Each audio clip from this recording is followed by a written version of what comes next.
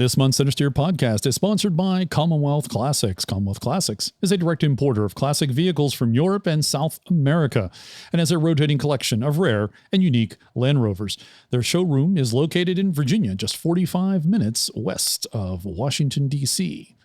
Visit www.cwclassics.com to view their inventory of classic vehicles and follow them on Instagram at Commonwealth_Classics. Thank you, Commonwealth Classics, for your continued support of the podcast.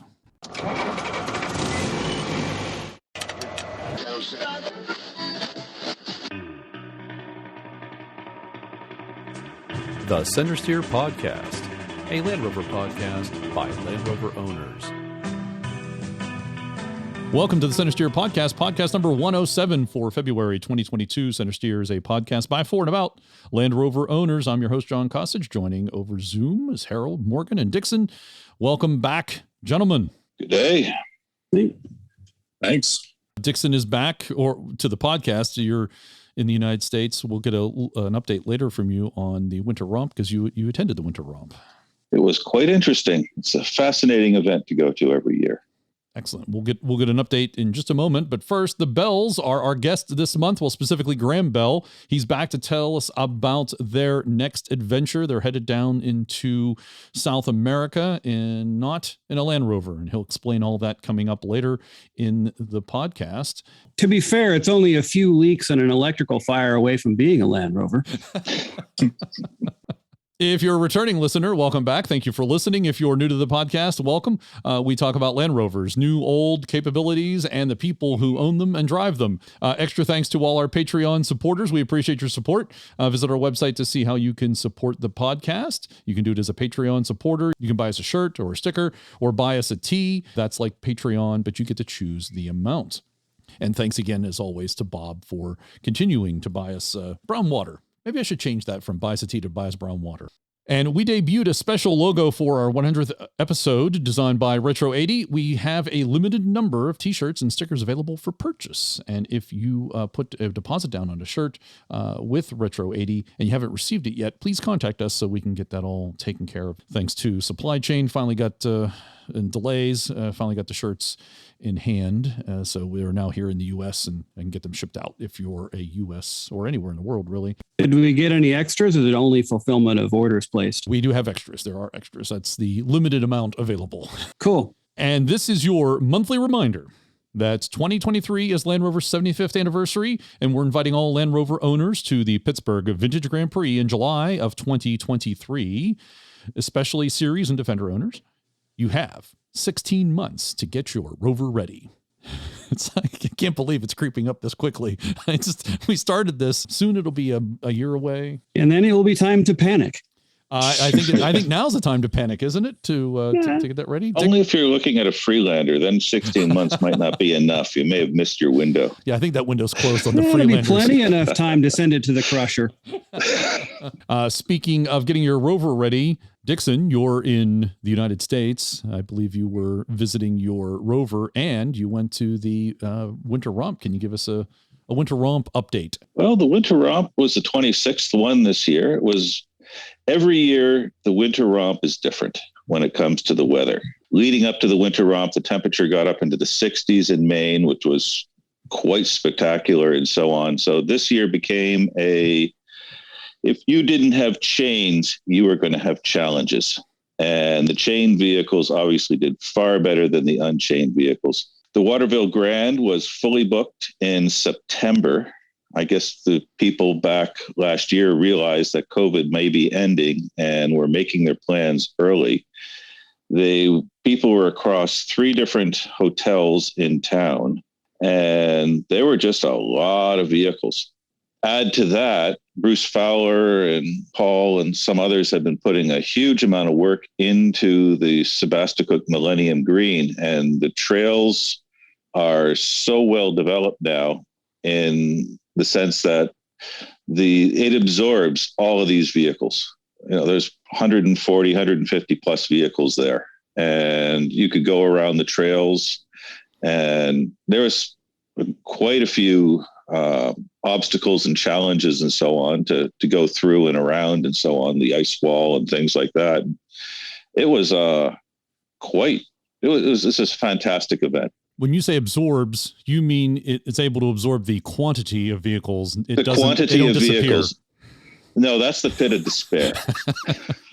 Well, it depends. If you show up in a Freelander, it might get absorbed. Well, that's the big question, is showing up in a Freelander. But a very, very good event. Well worth attending and very well done. I got asked recently, how many acres is that facility? Over 100 acres. Well, that's part of the new Sebastopol Millennium Green, right? That's this expansion. That's right. Right. That's right. And the Pit of Despair is part of the old section that's adjacent to all this, right? No, it's part of the core lands. Okay. Up where Habitat for Humanity has the warming hut, and they're serving food and things like that there. That's by the power line, right? Just north of the power line. Okay. Down the Ridge Trail. What did you take? I was with George Bull and his LR3 one day. You rode in a plushie. It was a plushie, and he didn't break anything, which was absolutely fascinating. So he wasn't trying hard enough. I think he was afraid he was going to get killed by his wife if he broke anything. The truth comes out. Good reason. The next day I was with Dave Bobeck in Resurrected Red Square, and it was just awesome. He got a little air as I saw in some of the videos. Yeah, there's on my Instagram feed, there's a couple of videos of Red Square going down the triple bypass trail, and it did very well. It was the only vehicle that got through where it got the one where he gets air. An old Defender and a new Defender both didn't make it through there. Neither did, I think it was a Disco and something else, but he flew through it. That's not entirely the vehicle. I mean, Dave's got some skill too, but he did a good job. Dave's a very good driver. He did some good work on the truck, but his skill really brings a lot to the table too. It does. Yes. That's a huge differing factor. What is your Instagram account for those who would like to see these videos?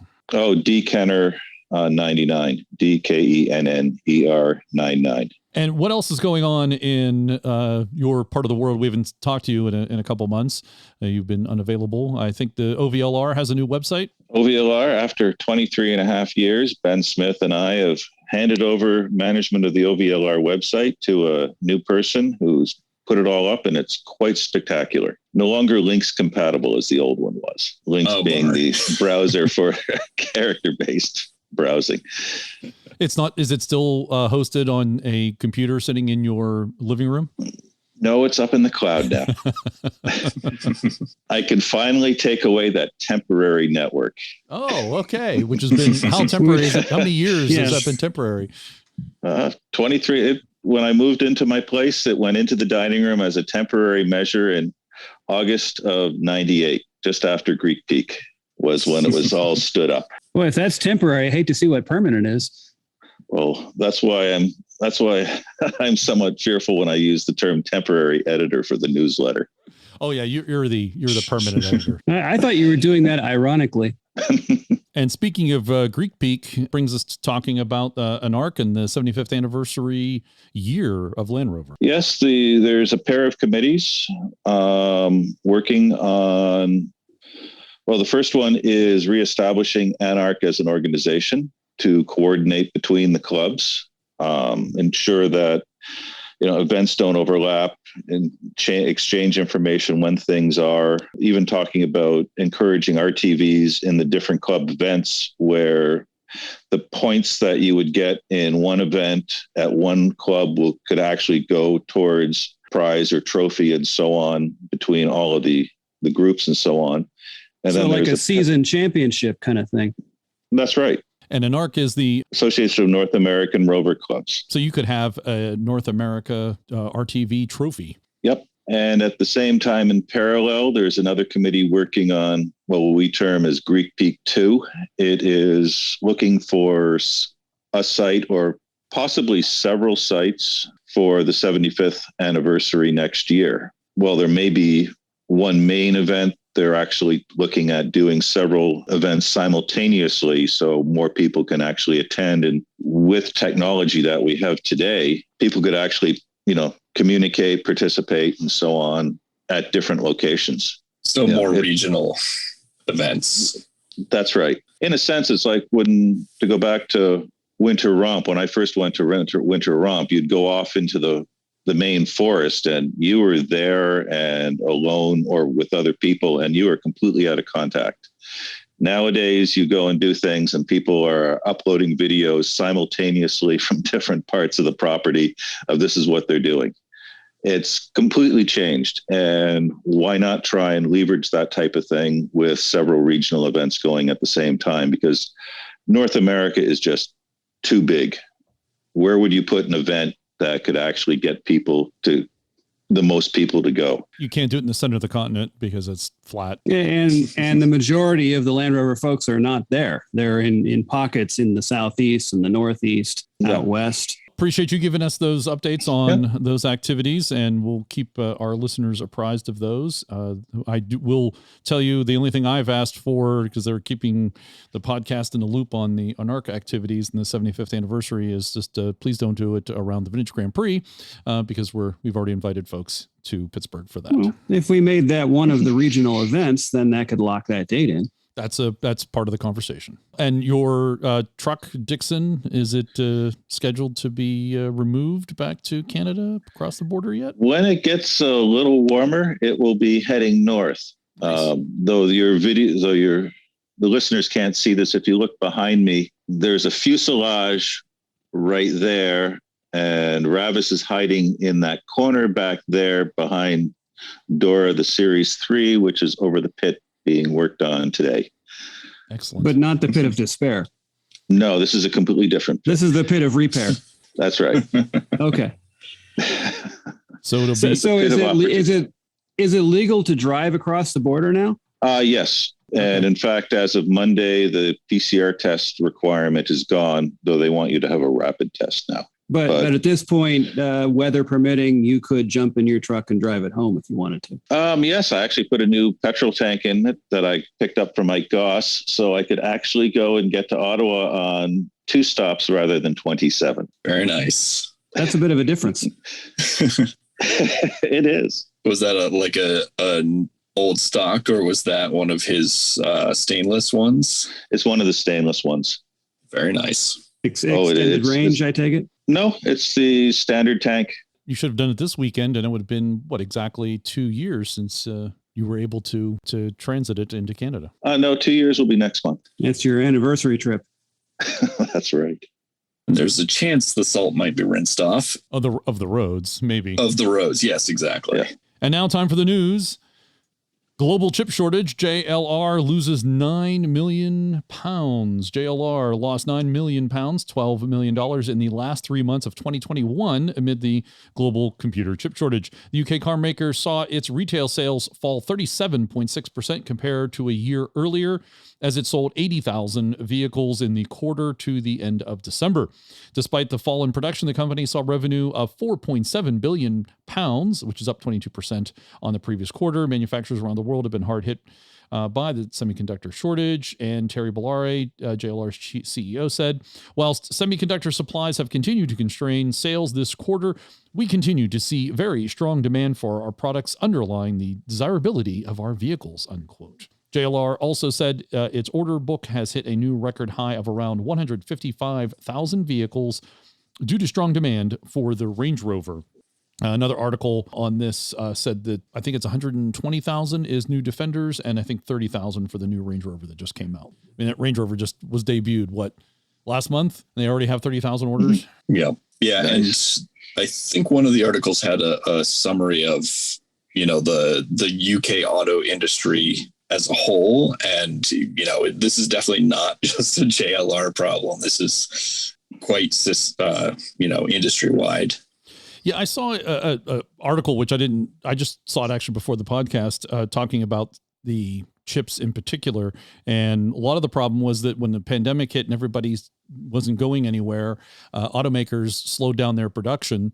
And then when production started to come back up again, there were supply chain issues. So they kind of got, and they couldn't get it ramped up enough in time. And then there was a problem in Japan with one of the chip suppliers, part of the chips being made, it was out for several months, and that caused a ripple effect. And then I think there was a problem down in Austin, Texas, where there's a major manufacturer of chips in the U.S., and I think they had a problem. They were out for a while. So there were a couple issues that kind of cascaded, and as you said, it's affecting everybody except for Apple, which I know is not a car maker, but because Apple, they got a lot of money and they can push people around. Well, Apple's using the newer style chip that's on the smaller form factor, and the production problem isn't in those; it's in the older style, the bigger chips, which is what the cars use. Right. Continuing on that JLR success is crucial for Tata Motors, which saw shuttered factories and dealerships last year after India's government enforced strict stay-at-home measures to curb the coronavirus spread. India has reported more than 41 million cases and 500,000 folks have passed away. Yeah, that's that other article you were referring to, Morgan, about turns out JLR is critical to Tata now to get back on the right side of being financially in shape. Yeah, and they definitely suffered. Tata, that is, suffered losses despite, JLR being up from the previous quarter. So it's actually good that they were up as much as they were. Yep. And I think they're expecting the chip shortages to actually last through this year. This is not ending all that soon. Moving on, JLR gets UK state-backed loan to shift to electric cars. JLR will get a £500 million, $670 million state-backed loan to support the automaker in its shift to building electric vehicles. The 5-year loan will help boost JLR's research, development, and export of battery-powered cars as part of the country's Export Development Guarantee Program. PM Boris Johnson is eager to build a local battery making industry as the UK prepares to ban the sale of new gas and diesel cars in 2030. JLR plans to electrify its lineup and ditch combustion engines at Jaguar, the smaller of its two brands, by 2025. Land Rover will get full electric models in 2024.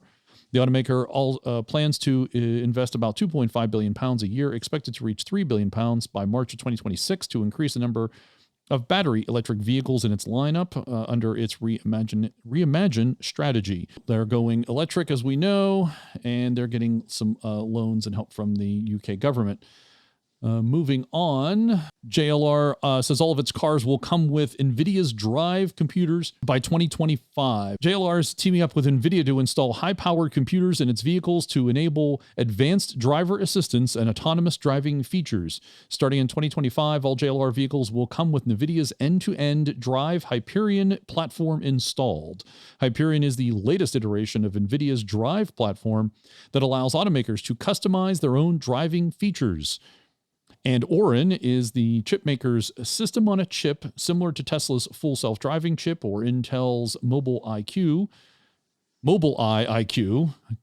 The new hardware will form the basis for a new suite of driving features, including advanced driver assistant systems, automated parking, autonomous driving. JLR wouldn't say which models would be receiving the features as a result of this deal, but we can guess some of the broad outlines based on NVIDIA's other automotive deals, including Volvo, Mercedes-Benz, Hyundai, and others, including Chinese EV startups. Whatever they are befitting JLR's mission to provide a luxury vehicle experience to its customers, said Francois Dosa, Executive Director of Strategy at JLR.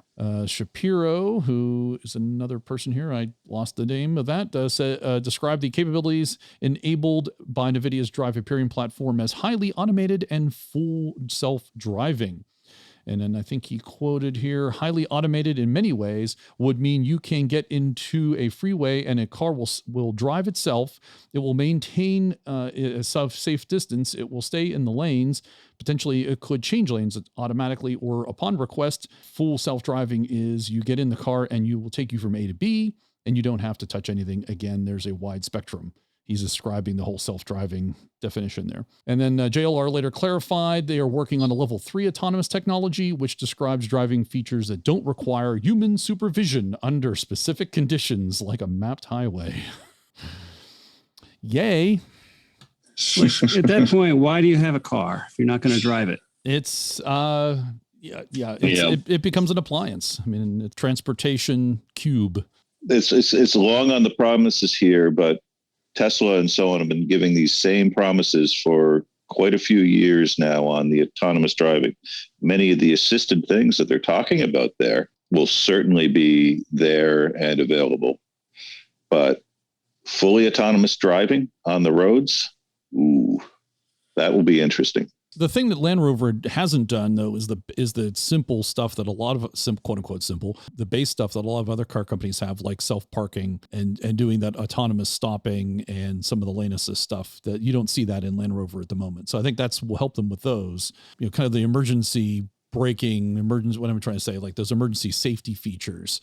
That's where it really help them. I agree with you, Dixon, on autonomous driving. I mean, it's, I've seen some of those videos of Teslas where they do weird things, and it's trickier than they think.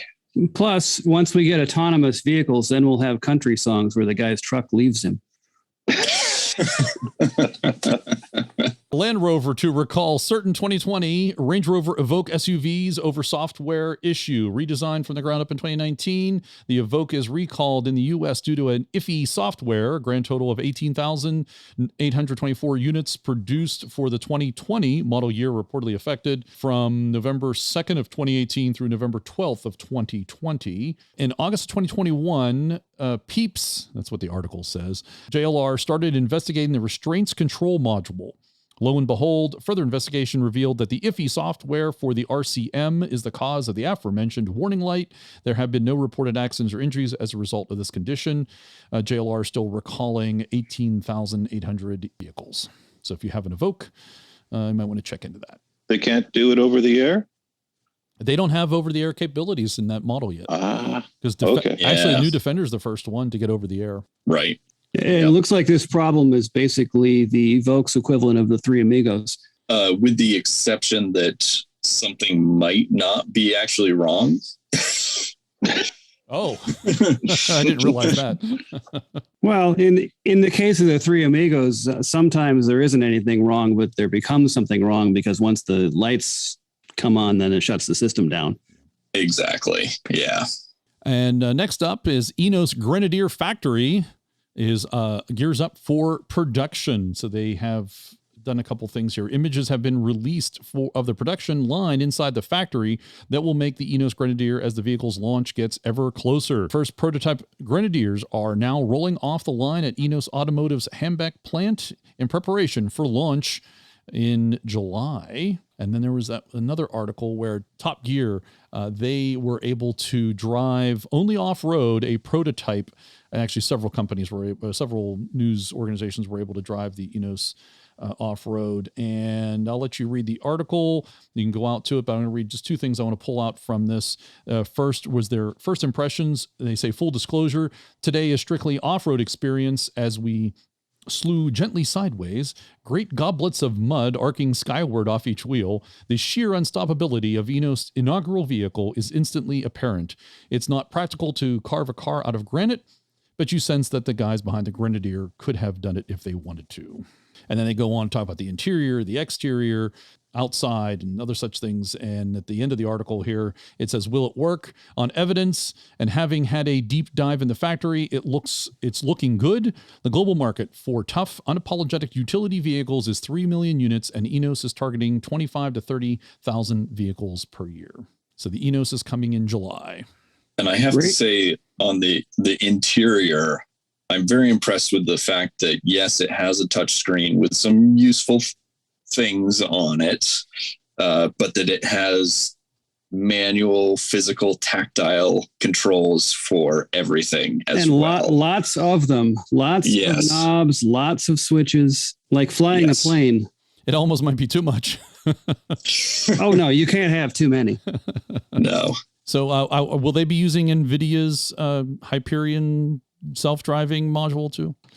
A little bit of a joke. I'm sure eventually everyone will be, but I can't remember. I think that they're currently using a BMW module, but it's running all their own software. Well, that would make sense because BMW is their powertrain partner. Yeah. Next, here's why the Range Rover's creator despised what it is today and why he was right. I'll read a good part of this article since it's relevant to our interests.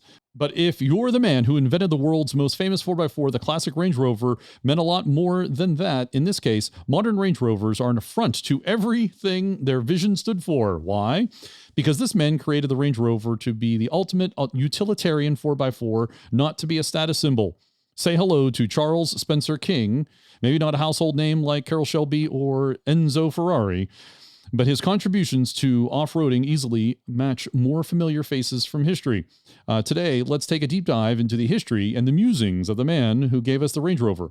Hopefully, by the end, it will be clear why he grew to loathe what it would eventually become. And as I said, I'm going to skip some of this stuff here, but I'll read, I think, relevant stuff. The results of trying to solve this problem became a concept vehicle called the Road Rover, a vehicle that may not look much like the Range Rover we know and love, more than a bloated Rover P5 or something, but rest assured one would not exist without the other. Rover Group engineer David Bates was brought on to help design the body of the Range Rover around the time Rover was getting serious about making a Bronco and K5 Blazer competitor. His design was smoother and more car adjacent than what we would know and love today.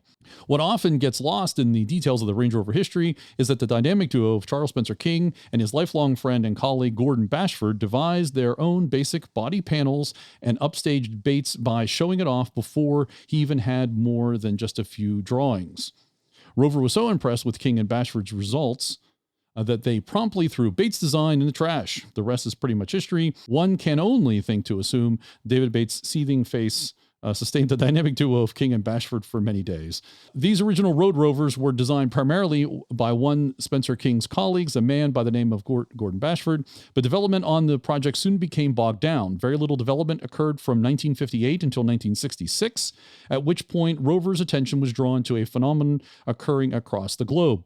On the other side of the Atlantic, the Americans were undergoing a 4x4 revolution of their own. Icons like the original Ford Bronco, Jeep Wagoneer, and the Chevrolet K5 Blazer were entering their full swing back to the mid to late 60s.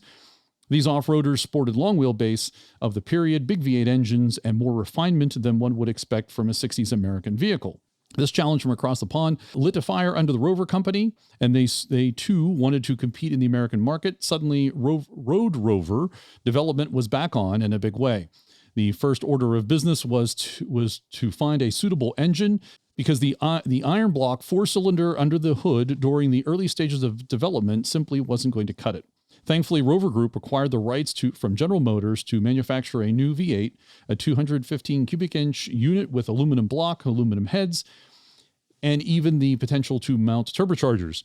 As was the case with the Oldsmobile Jetfire derivative, and a handful of Pontiacs were built with the engine as well. With the rights to this engine now firmly in Rover Group's hands, it was time for Charles Spencer King and his team to bring all the pieces together. With the help of his colleague, Gordon Bashford, the first pre-production Range Rovers were created in 1967, dubbed Velar, during development. The Range Rover made its official debut in 1970. Sounds like a happy ending for Mr. King and his team, but it's a bit more complicated. The Range Rover began a metamorphosis when Land Rover decided to compete head-to-head with the Bronco and the Blazer in the States. It's when Charles Spencer King began to detest what he himself had created, or at least what was going to turn into.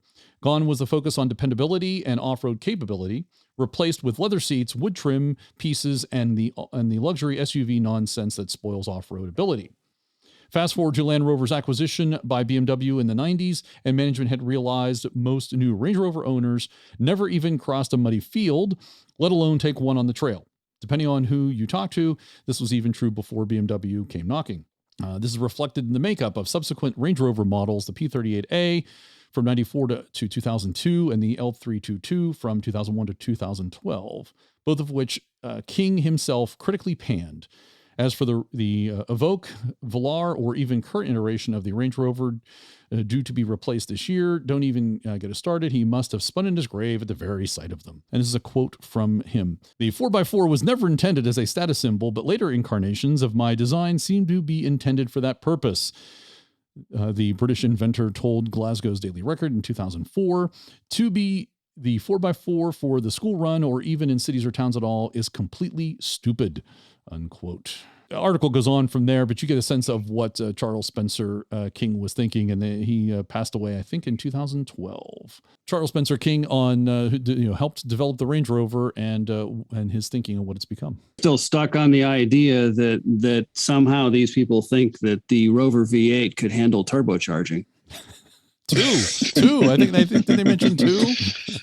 Well, yeah, either way, you start forcibly pressurizing the air. I mean, you can't keep head gaskets on as it is. It's an interesting philosophical discussion with what he's raising and so on, with the use of all the capabilities of the Range Rover, or actually SUVs in general. And they're used by soccer moms to take the kids to soccer practice, and they may go on a lawn. One can take that discussion many different ways. Well, the same thing happened with pickup trucks. I mean, here in the U.S., yep. I mean, pickup trucks the same way. Most of them are just, they're on the pavement. They hardly ever haul anything, which is kind of one of the original intents for them. And, it's the same thing with the SUV. That's because we stopped making big sedans with a big trunk. Well, the only way to get that now is to buy a truck. Well, in the Northeast in Canada, they're hauling around a lot of snow and ice in the wintertime. That's on the undercarriage, isn't it? That's ballast for traction. Right. Required. Helps with aerodynamics as well. Yeah, there you go. Makes you wonder what Spencer King would think of a $100,000 Range Rover. And, originally the idea of having the full-time four-wheel drive and all that on the Range Rover was considered a safety factor, which it was. But yeah, now, it's really not required. Like you said, in towns and cities, dirt roads have gone the way of the dodo for the most part. Except in Vermont. Well, it depends on if you're going east-west, yes, dirt roads. North-south, paved is available. Well, and you also have to consider that the entire market is similar, and there's a lot of options. And if the Range Rover had stayed as a utilitarian vehicle, I think it would have disappeared, because there would have been no need to purchase it at all, because you could have bought a K5 Blazer or whatever, the Trailblazer, whatever that became, or the Cadillac Escalade here in the U.S. Yeah, I think if it didn't move, I don't think it would exist. One could argue, though, if there was no Range Rover, would there have been an Escalade?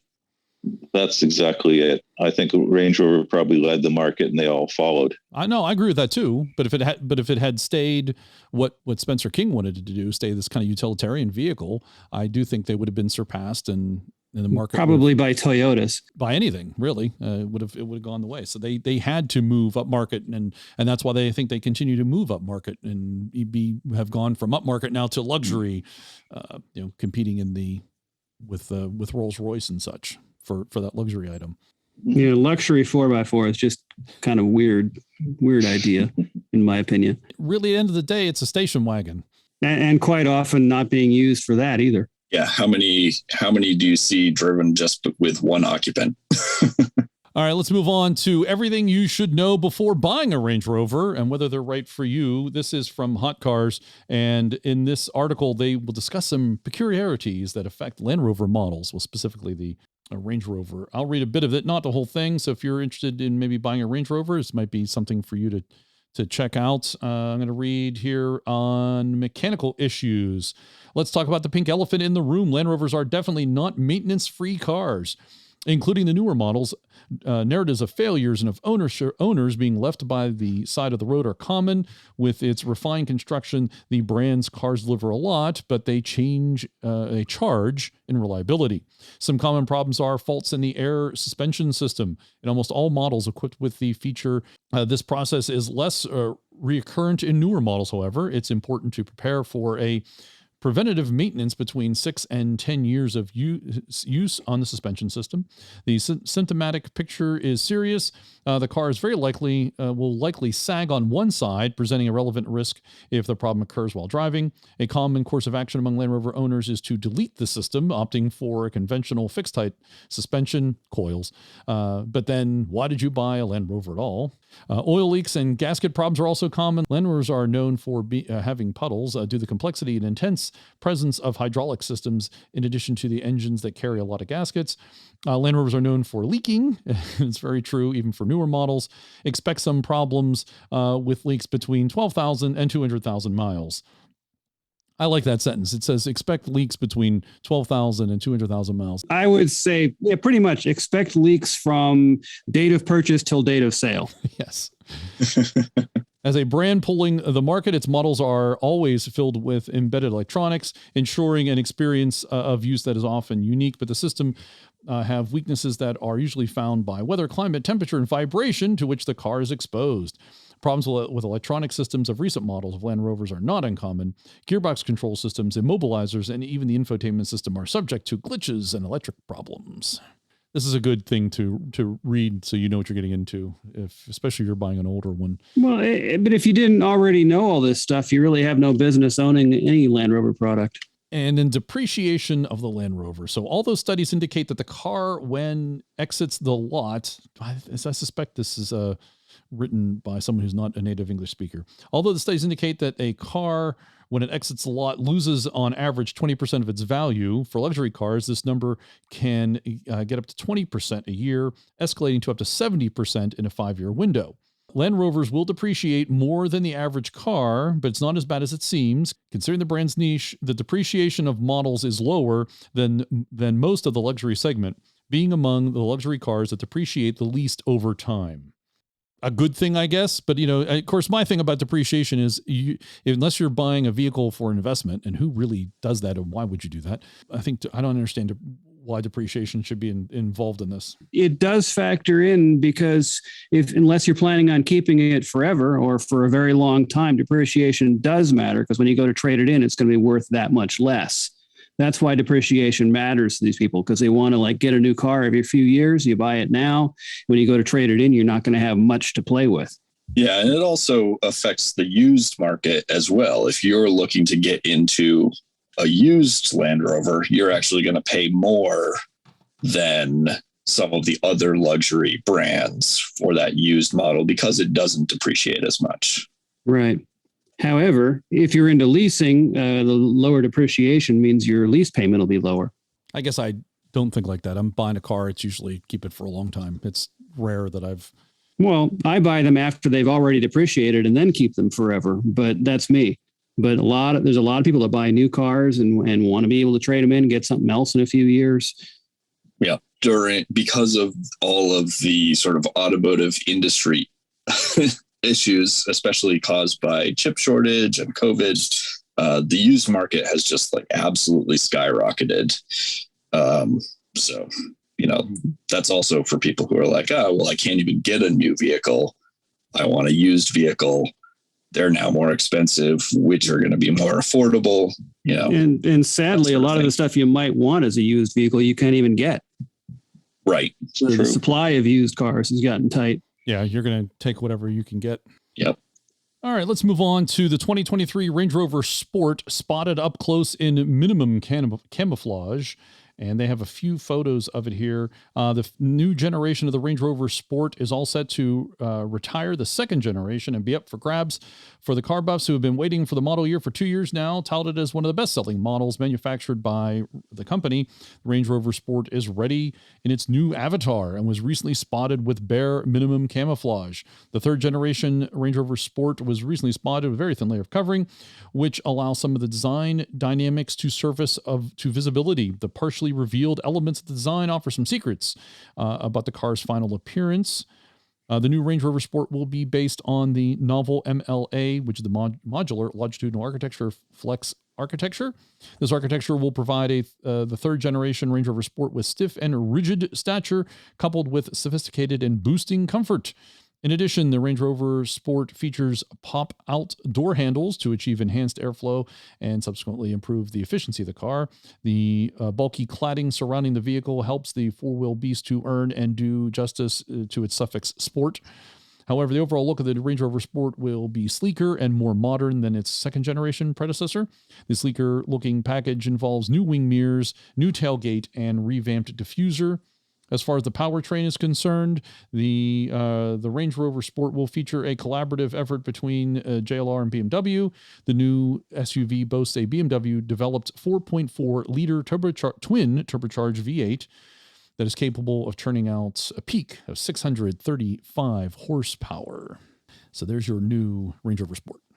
Hope they use steel gears and those pop-out door handles if you live in southern Quebec, Ontario, or northern New York State, Vermont, New Hampshire for the ice storms. Don't they have it all sorted out from the Velar? No idea. Yeah, I hope so. That's where that came from. And the new Range Rovers are also getting the pop-out handles. The new Defender prototype 130 was spotted in a car park in the UK. And this was the supersized Land Rover Defender, can seat up to 8, was spotted in a multi-story car park. The Camouflage vehicle is a new, larger member of the Defender family and supposed to be on its way, but hasn't been officially confirmed yet. The vehicle was snapped in an Edinburgh car park, and it's expected to be the Defender 130, which is not clear, and it's supposed to be launched in 2022, but that's all we know. But if you want to see a picture, I'm sure Land Rover had it out there for a reason so people could see it. You know, they like to create that buzz too. It's sporting a new development camo that I've not seen before. Kind of evokes feelings of skulls and prison bars. Yes, I kind of see that. Yeah. Very, very much a lot of prison stripes there, yeah. and I think there's a skull or two in there. So hopefully, skulls and prison bars isn't going to be the theme of the experience of driving one. And I have to say, it is, quite the overhang, the rear overhang. Well, that's the only difference between the 130 and the 110. So extended that out just so you can get more leg room for the 7 seats. It's junk in the trunk. The 2023 Land Rover Discovery costs, facts, and figures. I'm not going to go through this article, but if you're interested in buying a new Land Rover Discovery for 2023, you might be worth your time to go through this article. This is from Hot Cars, again, and they give you some details. I guess there's one or two things to call out. It's also pretty good on road and with good comfort and space. That can also be a downside, as the Discovery isn't really what you might call fun, as that they say. Then even though it's somewhat difficult to spot a facelift Discovery from the outside, the interior is a massive upgrade. The pre-facelift Discovery always felt lacking on the interior, but for the 2023 model brings everything up to date. There's a standard fit digital instrument cluster, a new, more modern steering wheel, Pivi Pro infotainment system routed through the curved display, and JLR's new excellent gear selector and the hybrid touch physical climate controls. And the 2023 Land Rover Discovery is available for order as of February 2022. Base Discovery starts at $56,000. The R Dynamic at $59,000. The Metropolitan Edition, $75,000. Adding the 6-cylinder engine to the R Dynamic takes the base price up to $65,000.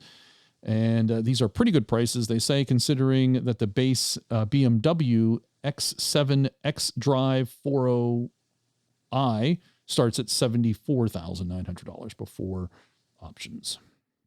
So that's your new 2023 Disco. And there's also a review of the 2022 Disco out of Australia. And so the only reason I bring this up, because even though we just talked about it, is they get to have a diesel. Of course they do, because they get the cool stuff and we don't. So a little jealous about that. And the 2022 Land Rover Range Rover, costs, facts, and figures, also from Hot Cars. They seem to do these summary articles. And again, if you're interested in buying the new Range Rover, you might want to take a look at this to get a sense of it. It's a couple things to read here. The exterior is not very different compared to the previous generation, but you will be able to spot the new Range Rover in a crowd, specifically by virtue of its slimmer headlights, new grille, redesigned signature side stakes, flush fitted door handles, which are the pop-out door handles, and completely redesigned controversial rear end. One major point of interest about the new Range Rover is it's now finally available with 7 seats, putting it even closer to its main competitors, the Mercedes GLS, the Lexus LX600, the Escalade, and the BMW X7. Other options include the clear sight rear view mirror camera, the opulent tailgate suite, park assist, hot climate pack, which includes things like 4-zone climate control, the advanced off-road capability pack, which includes an electronic active differential with torque vectoring. And it's now available for ordering. Apparently 30,000 people have already ordered it based on earlier articles. And also there's a $104,000 PHEV Range Rover is available to order. It's a plug-in hybrid version, is now available order for those in the U.S. starting at $104,900, and is often the case. U.S. pricing is amongst the lowest globally. Those in Europe will have to pay significantly more. The latest iteration of the Range Rover PHEV manages 48 miles of all-electric range, significantly more than its predecessor. The P440E is powered by a 6-cylinder petrol engine mated with a 38 kilowatt-hour battery pack. The total power output is 434 brake horsepower, 0 to 60 in just 6 seconds. The P440E is only available in SE trim in the U.S., and while $105,000 may seem reasonable when compared with other markets, once you start adding options, things get expensive pretty quickly. The example they have here in this article came in at $135,000. So that's your plug-in hybrid available for order. And the 2022 Defender 110 V8 brings an attitude.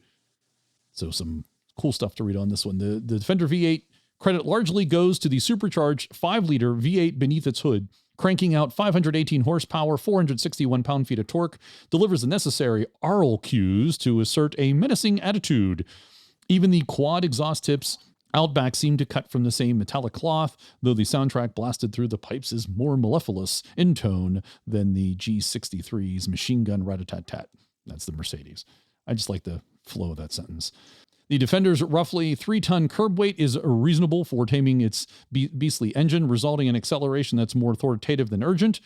Think 0 to 60 times in low 5-second range, roughly a second or so quicker than the 6-powered 110 model that they tested before. The V8 also carries around a few hundred more pounds.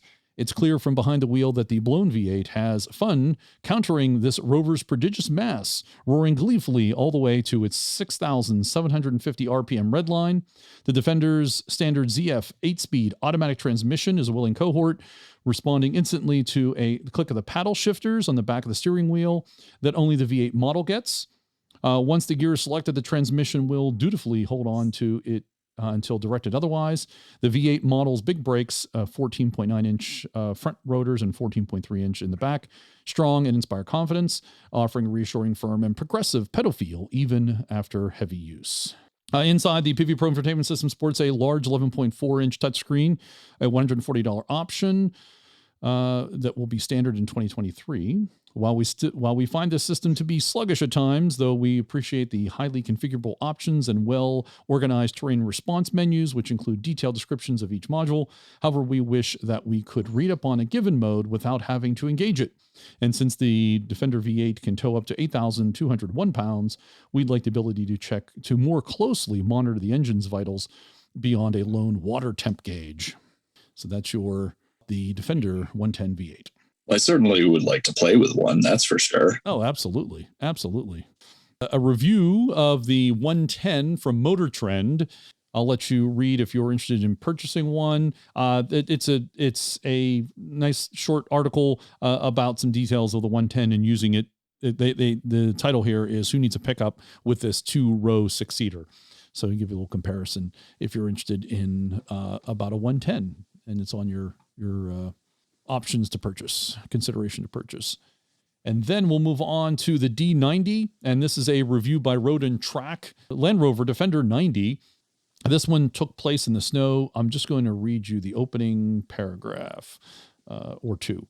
Governor Kathy Hochul said, "Sit at home with a 6-pack of beer and wait it out" of Winter Storm Kenan, which blanketed the New York metro area with around a foot of snow. Thing is, I don't drink at home, and parked outside was a 2021 Land Rover Defender 90 on all-terrain tires. Sorry, Madam Governor.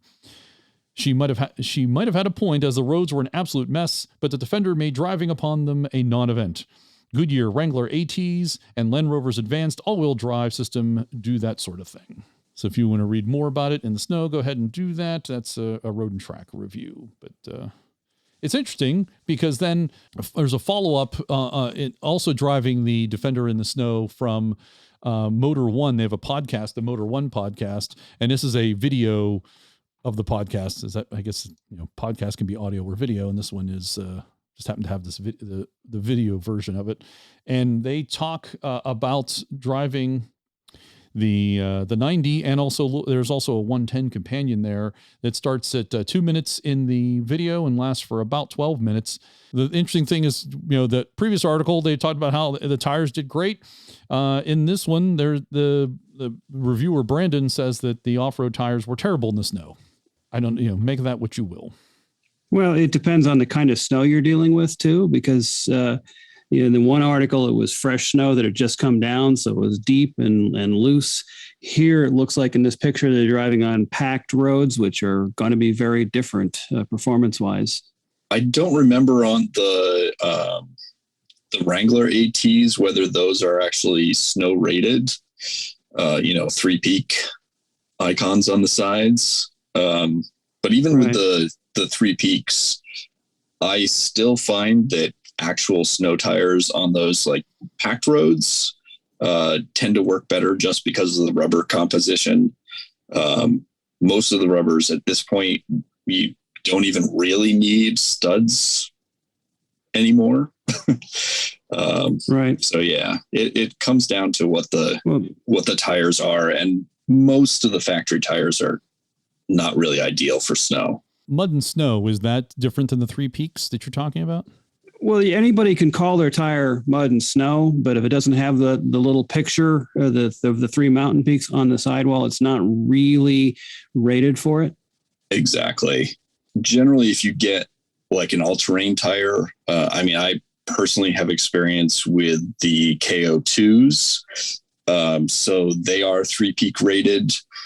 Their rubber composition is still a little harder than some of the traditional snow tires that are 3-peak rated, because they still want to hold up better over time, be able to, not chip on off-road, like rock crawling and stuff like that. Yeah. And moving on to electrification of old vehicles. In this particular case, there is ECD Automotive has put in an electric motor in a Tesla motor, specifically in a Heritage 110. So if you want to read about that, we'll have a link to that in the show notes. It's kind of interesting to read and see what they did. And of course, it's a little spendy.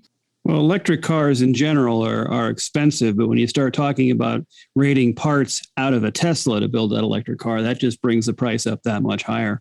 And also there is electrification in this case of a Series 2A. Motor Trend has this article, and it's called the Ever Roddy or Ever Ready, depending on how you want to look at it. Or Ever Ratty, depending on how. But this one does not look ever ratty. It does. No, it does have a rag top. It has the canvas, but it's got nice paint. It does. It's fresh. So if you want to read about that, I think looking here at the article, this one comes in between $120,000 and $200,000.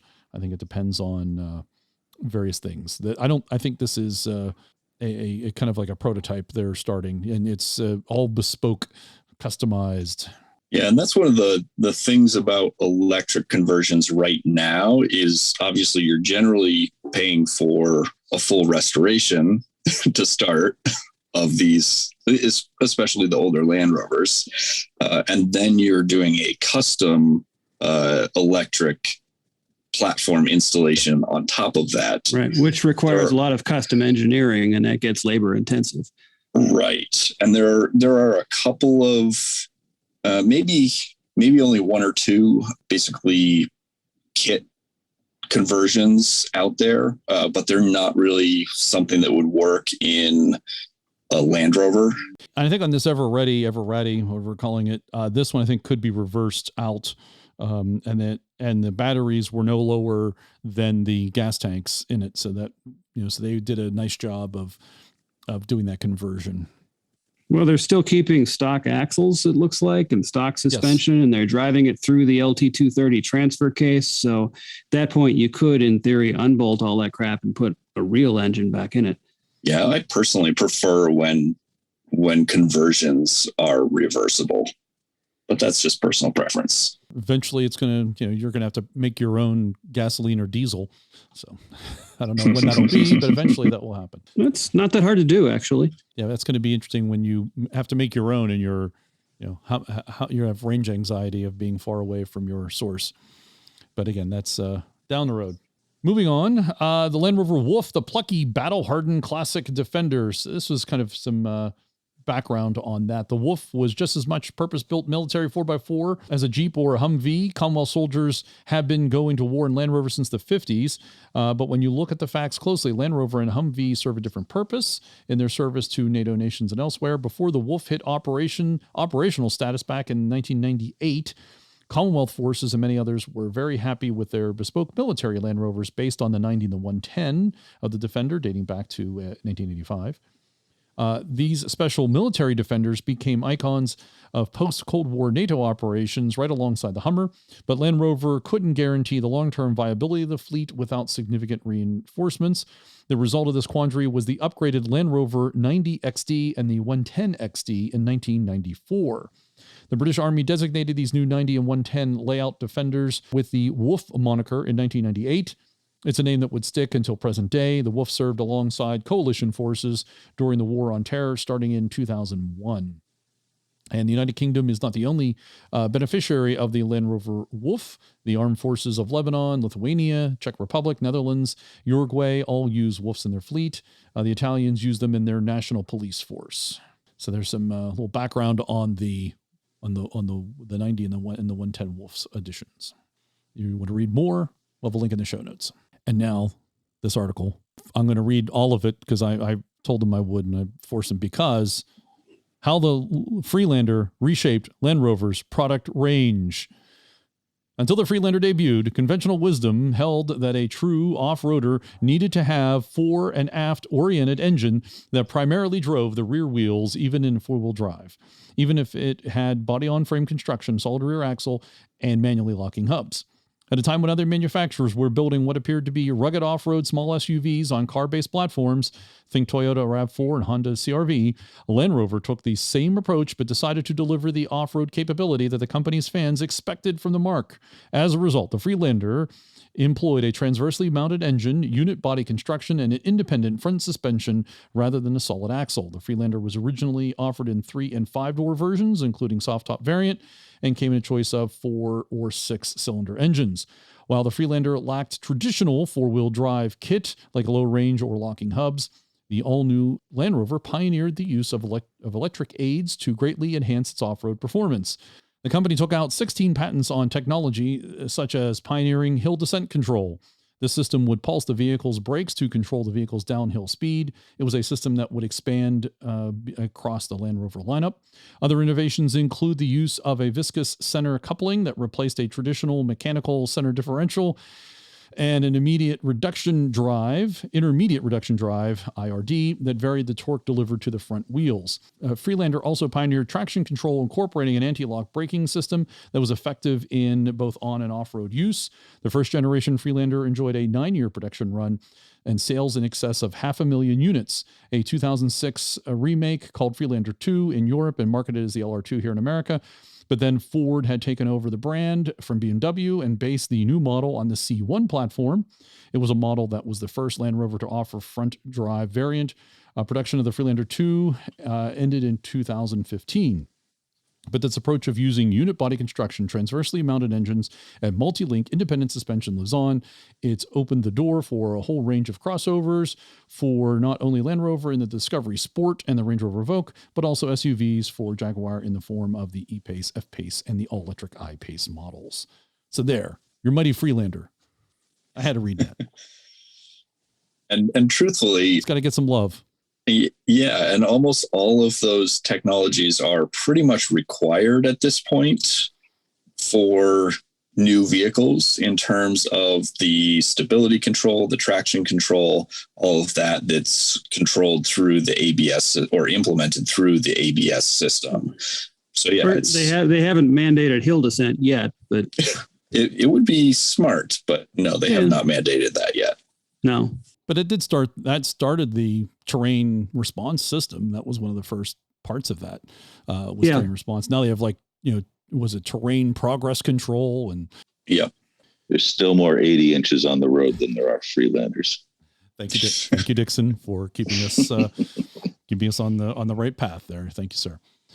Someone is selling 37 classic Land Rovers for $500,000. These days, you can get your hands on a brand new Defender, Discovery, and a whole range of Range Rover models, but the classic models are still few and far between until now.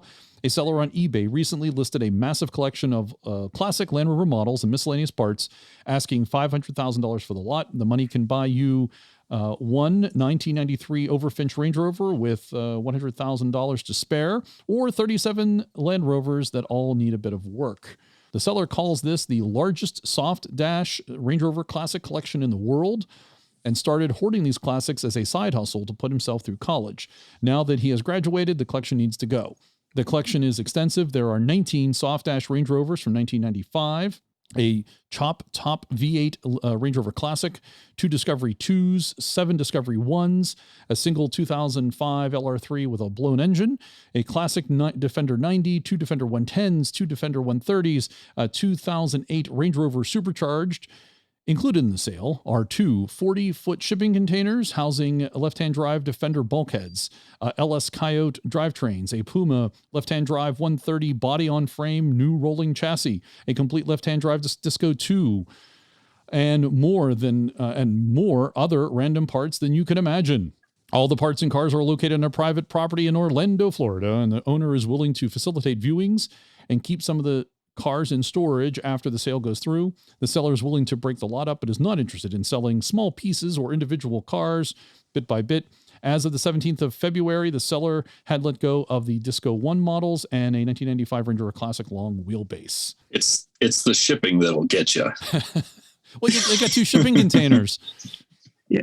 Well, the impressive thing to me is that he's got 2 40-foot shipping containers and 37 Land Rovers all stuffed into the backyard in his residential neighborhood, and the neighbors aren't pissed.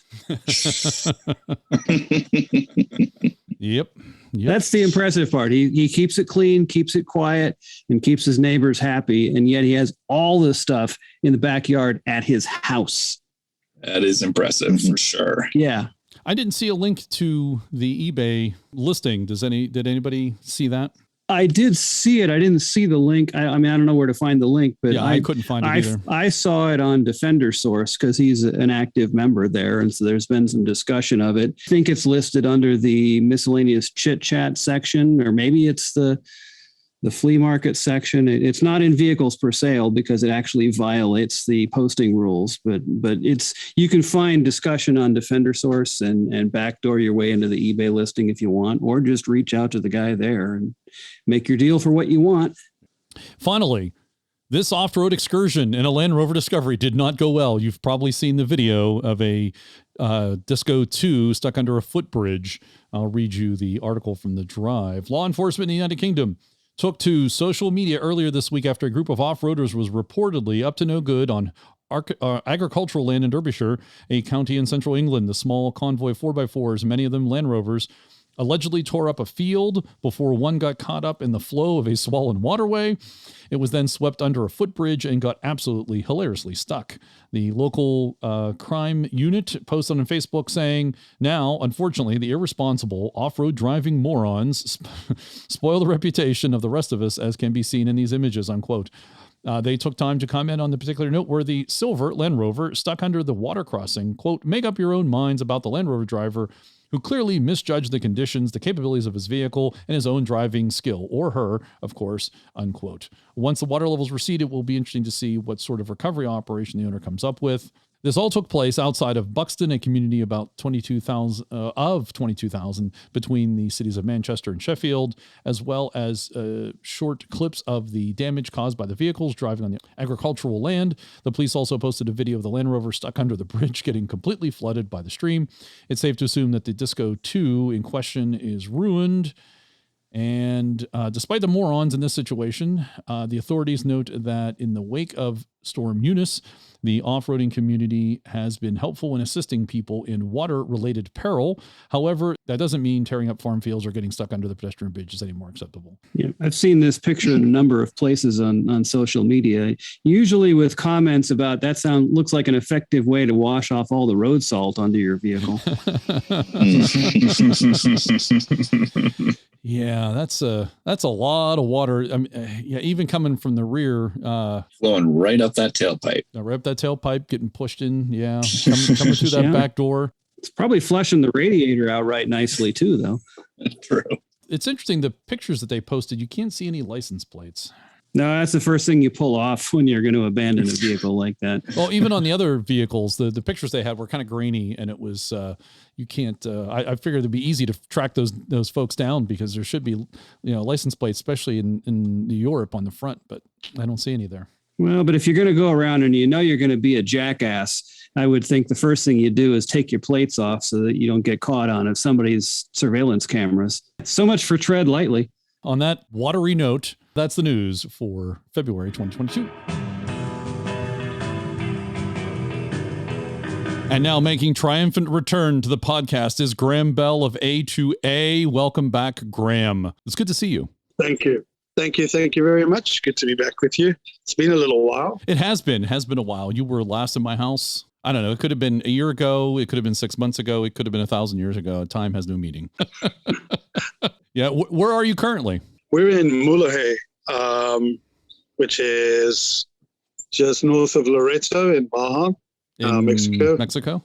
Nice. Mexico, yeah. Mexico. Great. And how long have you been there? Yeah. In Mexico? Yes. I think it's just under 2 weeks now. Oh, okay. It feels like a month or two, but yeah, it's been a couple of weeks. See, it feels that's exactly it. It feels like that. So you were embarking on a new adventure down into Latin America and South America. And so that's why I want to have you on the show to hear about what's next in the adventure. But before we do that, we need to talk to the elephant that's in the room. You're not taking Mafuda with you. She's enjoying a well-earned rest down in Cape Town. Look, I mean, this whole COVID story has been difficult for everyone. And, we were trying to drive from Cape Town to Vladivostok in the middle of the pandemic. We got as far as the border with Tanzania. It was a mission. It was really hard work. I mean, just jumping through all those hoops to get negative COVID tests and to stay negative. It was becoming a real mission, but we were doing it. And the only thing that stopped us was the situation in Ethiopia. It wasn't COVID, actually. It was the conflict between Sudan, Ethiopia, and Egypt. Ethiopia also had a little civil war going on at the same time, and there was no way through it, and there was no way around it. And there was no frickin' way we were going to do West Africa again, especially with COVID going on.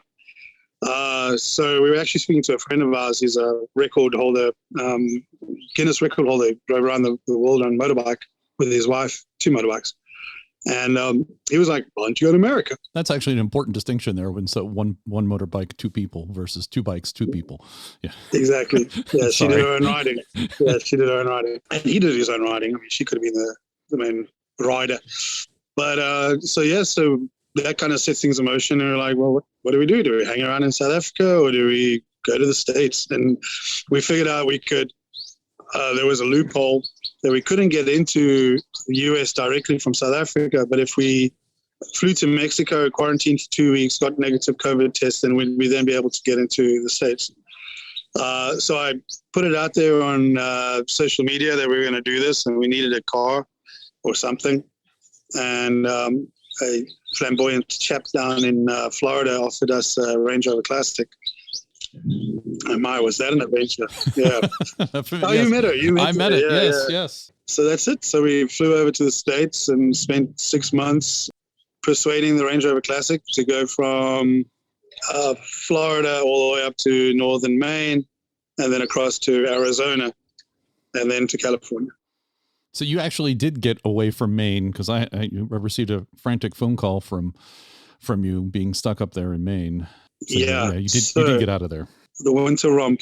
This fella, we'd had this funny rumbling going on with the Range Rover, and I'd taken it to what's called Land Rover World. The guys in North Carolina, there's a Land Rover mechanic there, British 4x4, and they did a lot of stuff to try to sort us out. Wheel bearings were all shot. There was a lot that we needed to do. We worked on it with you guys there with Harold, and he helped us fix all the rusting and the rusted floors and get it kind of running a little bit better. I think Louisa changed the fuel pump. Yeah, I did the fuel pump. Louisa did the rusted floorboards. I got the easy job. I always give Louisa the tough job. I don't take a wife along so I can do the jobs. That's for sure. Yeah, so we made it up to Maine. And we were cruising along back down. It's actually a very interesting Land Rover story in a couple of ways, because we were pottering along, had a big old truck and trailer right up my butt, and there was this vibration, and I'm like, Keelan, Keelan's my son, and I turned to him, I said, we got to stop now and check what this is, because it's just getting worse. And literally, I just said that, we went around the corner and bang, front universal joint just imploded, just fell apart. So we managed to get off the side of the road, and we were trying to get AA to help us out, and it just became this really long, you know, John, you were all part of it. Yes. And there was a blueberry field right there, and we ended up pushing the Range Rover down into the blueberry field. So, okay, well, at least we got blueberries to eat, right? The farmer came eventually to see what these dudes were doing, parked in his blueberry field. Actually, he helped us push it into the blueberry field. We were stuck on the side of the road. He helped us push in. And he had an interesting story. So his dad had bought a Series 1 or a Series 2. He bought a Series 2 in the late 60s when they were in the UK. And then they toured around Europe to Turkey, and then Russia, Finland, and then back to Scandinavia. And then they shipped the Series 2 back to the States. And then the farmer, he went to Oxford. No, his brother went to Oxford. I drink too much beer, so I've got a terrible memory. But anyway, they shipped the Land Rover back to the UK with him so he could use it while he was at Oxford. Then shipped the Land Rover back to America, and it was actually still parked in the blueberry farmer's in his workshop, and it still runs. Wow. Yeah. Does he attend the winter romp? No. Probably he's not a Land Rover guy. He's just a Land Rover family. It's just a workhorse vehicle. No, he grew up in the thing. He loves it to death, but he's not a Land Rover guy. You know what I mean? Right. So then Bruce, we were talking to you and then chatting. Luckily, we could only get reception about 200 meters in front of the Range Rover. So Louise was walking out, sending messages, walking back, what we're doing, walking out. And AA wasn't doing anything. We were trying to figure out, okay, if I could hitchhike to the next town. And then Bruce got in touch and said, oh, what do you need? I'm like, a front prop shaft with the UJ. And he's like, okay, I'll bring you one tomorrow. And he did. He's a good man. He showed up at, he's a very good man. He showed up at 8 in the morning. He drove 2 or 3 hours to get to us. He had all the tools we needed. The prop shaft, he brought a second-hand prop shaft with rebuilt, new UJs in, greased up. He had all the tools. He had everything. And we just even had a ground sheet we could throw down. So we literally, Keelan and I changed it, the prop shaft, and within half an hour we were sitting eating bacon and eggs at a diner down the road. So did he take you to Big G's? I can't remember the name of the place. Okay, yeah, that's down by his place. No. It was literally, there was an intersection, and he was going that way, and we were going that way. And there was an old diner, and then with the gas station. So we, the Range Rover never met a gas station that didn't like us. It's getting 10 mpg. Yeah, exactly. So you ended up out of that situation, and now you're headed south. Are we allowed to talk about why you're not taking the Range Rover, or is that for the reasons just mentioned? Oh, no. That's so the chap that lent it to us, Shane, he was moving to Colorado. And he said, well, you can take the vehicle and drop it off in Colorado. And we said, okay, cool. Because I am a friend with the owner of a company called Nimble. And he had this really cool camper that he said we could use after we used the Range Rover. So we picked up the new camper, and then we drove the Range Rover from California back to Denver. And they met Shane at the airport and gave him the keys. And I said, there's something wrong with this thing. I've been telling him for months, there's something wrong with this thing. And he was like, oh, you're just driving it like, la, la, la, la. And then he phoned me half an hour later, and he goes, there's something wrong with this thing. And I'm like, no shit, Sherlock. Did he ever find out what was wrong with it? Yeah, he had to open the engine up. I took it to 3 mechanics. I tried everything myself. I just couldn't get it running right. And he opened the top up, and one of the injectors was unplugged. Wow. Right. Wow. Okay. Right. Yeah. Right. I'd been all across the USA. I think we did 7,000 miles like that. Jeez. I'm surprised you even made it that far. Yeah, exactly. I was so irritated with myself. Why didn't I just open the thing up? But it wasn't my vehicle. I wasn't going to just start giving it heart surgery. So you're now driving the Nimble, which is I think is a Dodge Power Wagon? Is that the base for it? It's a diesel? It's a Dodge Ram 2500, 5.9 liter Cummins diesel. We call it Major Tom. Major Tom. Nice. It looks like a spaceship, and it handles like a spaceship. Can I stop the accent now? It's pretty ridiculous. Yeah, no, it's pretty awesome. We borrowed it from John, the owner of the company, and we were driving it, and we were enjoying it because we had our first real experience with deep snow up in northern Idaho, and we went to the Alvord Desert, and we were enjoying it. I was joking with him, and I said, "Dude, I could drive this thing to Russia," and he goes, "Okay, then drive it to Russia." So. Okay. No, maybe not. Okay. So we started talking, and then we kind of just struck a deal, and we were going to basically get them a lot of content and show people what the vehicle is all about. And I think it's going to be for the next year and a half. We're going to be tootling along with her.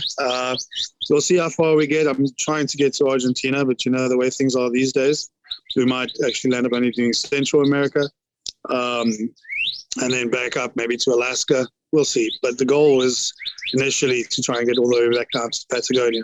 Sweet. The food is going to be jealous. She's probably peeing oil all over everything right now in protest. What's new? No, she had like a hard time, man. She's done 70 odd countries, and I don't know, 100,000, 200,000 miles, 150,000 miles, something like that. All hard work, all overloaded. So we actually broke down in Cape Town en route to the storage the day that we were going to the airport. It's the first time she's actually just broken down on the road. Cooling system was going all crazy, and she was like, "Yeah, you're leaving me? Take that." Have some stress. But yeah, she needs some work. It's all coming to a head now. The kids are getting older. Keelan's going to try and leave us this year. He's 22 now. Jessica's 18 in a few months. So it kind of all works out because, we can maybe save a little bit of money. And I've got plans of either probably dropping a new TD5 engine if I can find one, drop a new TD5 into my footer, get a whole new cooling system, and do some work in the suspension, and then re-kit the rear, the camper section for the two of us. And then we'll get back on the road with her. That's the plan. Nice. But she's in storage. She's in a shipping container near Cape Town. I believe she's being taken care of nicely. So yeah, she's good. Being watched. Yeah, good. It's it's a guy who does a lot of shipping and that. He's got a campsite, and so she's in the shipping container on his property. Good. Nice. Yeah. So back to Major Tom. No, Nimble. Nimble has a name, Proto, right? Proto, that's right. Because it's the prototype. So what modifications have you made to it? A couple of things. The problem with the Dodge Ram is your rear differential sits about 3 centimeters off the ground, which I can't understand in a 4x4 why they would do that. But anyway, it's America. Yeah, so and they call the Salisbury diff the potato plow. Right. No, this dude is low. So to kind of deal with that, I put on a set of 35s, a 290 75 16. So it's a 34.5 inch tire. But it's not as wide. It's not as wide as the 12.5s. So that's raised the differential an inch or so. And then I put a new ARB bull bar on the front, new headlights, and a new grille just to get away from all that horrible chrome that was on her. I think that's about it. And then just maintenance stuff like changing wheel bearings and ball joints and stuff. So it's because it has a camper on the back, right? For those who haven't seen it. Yeah. That's kind of the whole point of it. Yeah, it's something else. So the designer of the Nimble camper is a guy called Steve Kozloff. Most of the design was between him and the original owner. But the design, especially the exterior, and I think most of the interior is actually Steve Kozloff. And Steve Kozloff, he designs yachts, these multi-million-dollar yachts. So you see a lot of that in the design of the vehicle. It's molded, it's fiberglass, it's carbon fiber. It's, it's got a real yachty spaceship kind of feel about it. Plenty of space. The roof pops up on actuators. The heater works. There's hot water. You can shower in it. There's a toilet. It's luxury. That's luxury, I tell you. Working heat. Oh my God. Yeah, I know, right? And Mafuta, we used to just fart to keep each other warm. or run the cooker or something. It's a game changer in terms of like this kind of travel that we're doing now. There's vents and fans, and it's actually professionally built by professionals as opposed to Mafuta, which was improvised. Not. It was personalized and customized. There we go. Yes. There was a lot of blood, sweat, and tears that went into Mafuta, I'll tell you what. You can definitely spot the difference between do-it-yourself and a professional job, though, when you've had a taste of both. Not that there's anything wrong with doing it yourself, but there is a difference. Yeah, for sure. I think it's with the, especially when it comes to the modifications and the fabrication. When we built Mafuta in the camper in a greenhouse down in Florida. Backyard in Florida. So my fabrication was bending a piece of aluminium over a plank of wood, and then chopping at it with a sawzall, and you can kind of see that in the finish of her like her back door, which is skew and blah blah blah. It worked. We did the whole West Africa, and I tell you what, the camper was perfect. We didn't have any problems with the camper. It gets the job done, and it got you exactly what you wanted. Exactly, and it's got a lot of room for upgrades. What we'll probably do is get rid of the rear door because it's got this drop-down, fold-up rear door going on, and we'll put in a side door and then just keep the top of the back door as a window. And then I'm going to put in a disco ball and a waterbed and a bar. I like the bar idea. That's a good idea. Yes. Yeah. So does it have a refrigerator, I assume? The Mafuta? Oh, I'm sorry. I thought we were back on the Proto. No. I was talking about Mafuta again. Mafuta. Oh, he's dreaming about Mafuta. Gotcha. Well, then, I can see the disco ball. That makes sense. Well, and what you need to complement that disco ball is you need a round bed on a turntable. Oh, yes. On a turntable, which is driven by the PTO. Right. Pop it in low range and spin, right? Wow. Yep. Wow. There's a novel idea. Yeah, just don't forget and leave it in high. Yeah. So back to Proto, that is your current conveyance then, and you said the top pops up, but it's also left-hand drive. How's that working out for you? That's a difference, isn't it? Well, yeah, left-hand drive, right? Because Mafuta is right-hand drive, correct? That's right. That's actually as it should be, of course. That's how the Queen drives hers. Yes. It's much better in terms of Latin America because with right-hand drive we can no longer get through Costa Rica, even though we did manage to get through Costa Rica before with right-hand drive. Is there a ban in Costa Rica on right-hand drives? Right-hand drives. Chile and Costa Rica have bans on right-hand drives. We've been through both with a right-hand drive, but that was 7 years ago, I think. So apparently they're much stricter about it now. Okay, the other thing is, being a Dodge Ram, it's got that big old Cummins, so I can actually overtake without crapping myself. You can actually overtake. Just leave it at that. You can just overtake. Sentence. Yes, you can overtake. Yes, I can over, and I can also see the traffic myself. I don't have to rely on my wife and kids to tell me if it's clear before I can overtake a truck. That is the advantage of left-hand drive on the right-hand side of the road, is that you actually can see the oncoming traffic. Yeah, and with the Dodge, it's like your 130, Harold. If you put your foot down, it actually moves. Yep. I had my share of Dodge full-size pickups too, so I know the feeling. Yeah, it's incredible, this thing. I get 17 mpg if I'm being gentle. I think I could get a little bit more if I had some kind of tuning or something. I don't know. And there's tons of that stuff out there too. That's the other advantage of the Dodge, is there's tons of aftermarket parts for them. Right. And they're affordable and they're available. And I can go here in Mexico, I can go to any AutoZone and I can pick up all the filters I need, ball joints, parts, everything. They've got it because there's tons of them down here. Yep. So I'll have to, before we leave Mexico, I'm going to stock up on a lot of that kind of stuff, service and stuff like that. Is that not the case then in South America? There's not as much parts availability for the Dodge? No, I don't think that. You know what? It's weird. When you start driving a vehicle, you see them everywhere. Right. But I don't remember seeing that many big American trucks down in South America, except for maybe on the mines and maybe deep in the jungle. Yeah, but the thing is, you're talking about a Cummins, and they put Cummins power plants in everything, everywhere. So maybe there aren't pickup trucks on the road, but there's probably a ton of earth moving equipment, forklifts, whatever, that are going to use those Cummins parts. So they're probably still available. Right.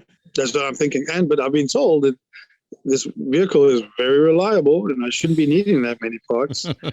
Well, you need maintenance stuff. Like you do need the maintenance stuff, but you're not. The engine itself is good for hundreds of thousands of miles. And it's an automatic, right? Right. How's that working out for you? I got into a friend's Jeep the other day in Anzo Borrega, and he was like, "Let's go for a drive. You want to drive?" I'm like, "Sure, I want to drive." And I got in. I couldn't get it in gear, and I was like, "It's broken." He's like, "No, you have to push the clutch in."